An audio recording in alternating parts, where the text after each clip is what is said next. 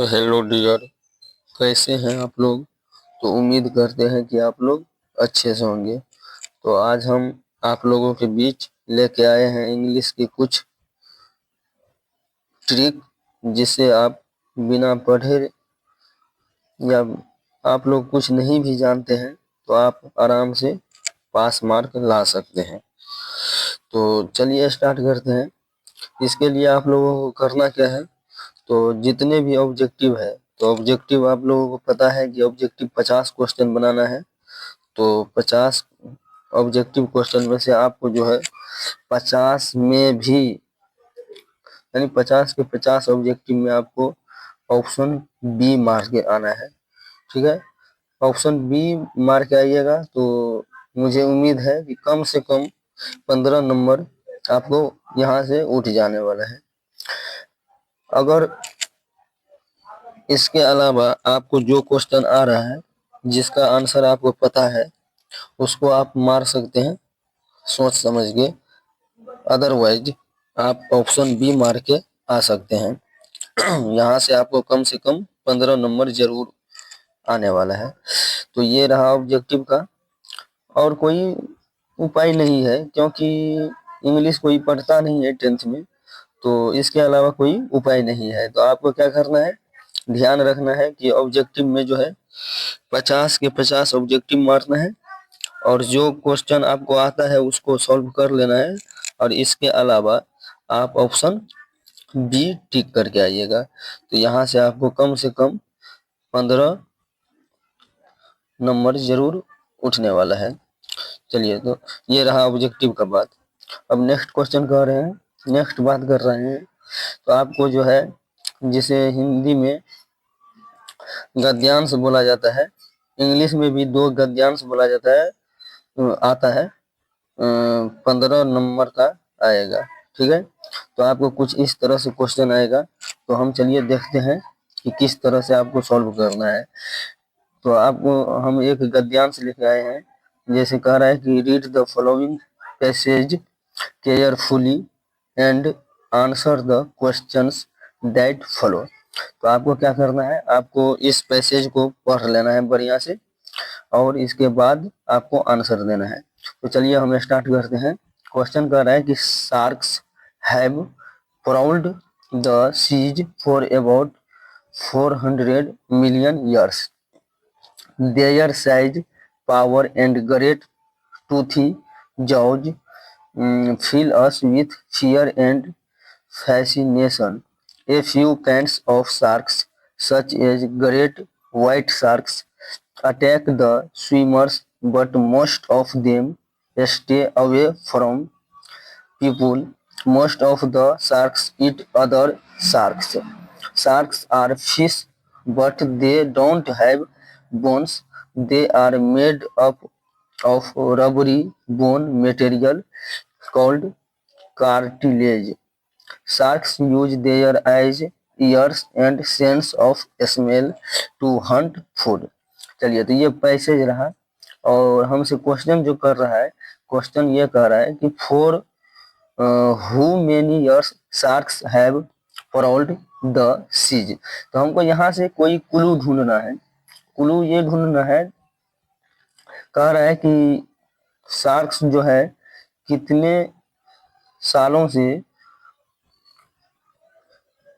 अस्तित्व में है, इसका मतलब ये है। तो आपको देखिए फर्स्ट पैराग्राफ जब देखिएगा तो कह रहा है कि sharks have prowled the sea for about 400 million years.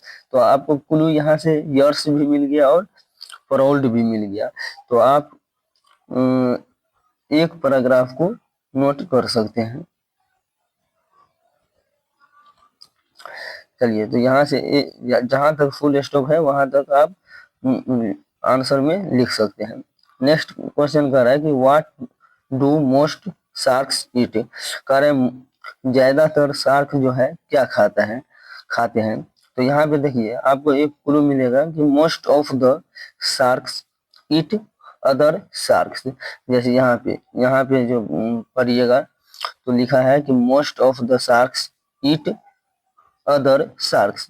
तो आपको क्लू क्या ढूंढना है, यहाँ पे ईट जो है इट आपको क्लू मिल गया। यहाँ पे लिखा हुआ था क्वेश्चन नंबर 2 में कि क्या खा रहा है, इट, है ना। तो इसका आंसर आपको क्या करना है, यहाँ से most of the sharks it other sharks, यहाँ तक आंसर में दे देना है, आपको आराम से नंबर उठ जाएगा।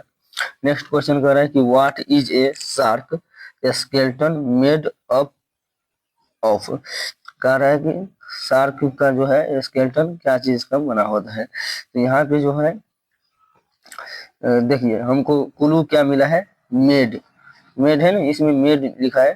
तो यहाँ पे जब देखिएगा तो यहाँ पे इस पैराग्राफ में मेड लिखा है, तो यहाँ से they are made up of rubbery bone material called cartilage, यहाँ तक, यानी ये फुल स्टॉप से लेके ये फुल स्टॉप तक आपको लिख देना है, ये आंसर आपका सही होने वाला है। नेक्स्ट कह रहा है कि how do sharks Hunt food, तो यहाँ पे हंट, देखिए आपको क्लू ढूंढना है क्वेश्चन में से कि क्या क्वेश्चन क्या कह रहा है। तो यहाँ पे हमको पता चला कि हंट फूड के बारे में कह रहा है, तो आपको यहाँ से पता चलेगा कि shark use their eyes, ear and sense of smell to hunt food. तो यहाँ से आप फुल स्टॉप से लेके यहाँ तक उतार देना है, ये आपका आंसर सही ठीक होने वाला है, और आपका एक नंबर भी नहीं कटने वाला है, आपको जितना भी नंबर का क्वेश्चन रहेगा आपको मिलने वाला है। चलिए, तो इसी तरह हम नेक्स्ट क्वेश्चन का बात कर रहे हैं। इसी तरह एक और पैराग्राफ है, यानी पैसेज है, इसमें देखते हैं कि क्या कर रहा है। कह रहा है in a village lived two friends, यानी एक गांव था जिसमें दो फ्रेंड रहता था, Rohan and Sohan. Rohan was lame and Sohan was blind. One day a hunt in the village caught fire and fire spread all over the village. People began running away. The two friends also wanted to escape. Rohan could not run, but only limp and Sohan could not see. They were afraid. Just then Sohan had an idea. He was strong. He took Rohan on his shoulders. Then Rohan guided him where to go. Soon the friends walked to safety. चलिए, तो यहाँ से हम question को पढ़ते हैं, फिर देखते हैं कि क्या हमको क्लू मिल रहा है। क्वेश्चन पहले पढ़िएगा, फिर क्लू ढूंढना है, सिर्फ क्लू ढूंढना है।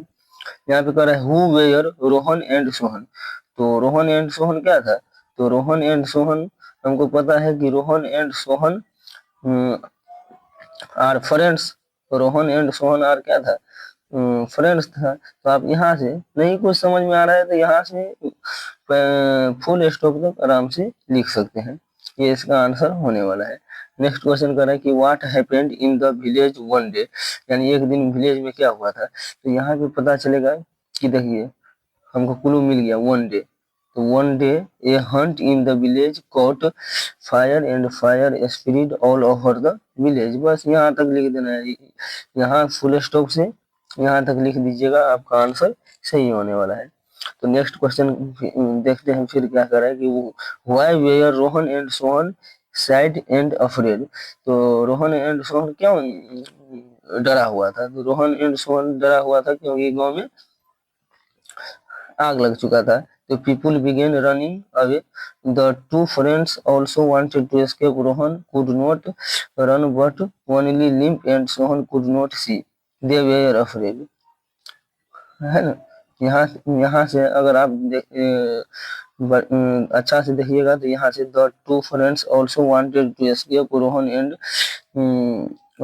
Could not run but only limp and Sohan could not see, यहाँ तक आराम से लिख सकते हैं।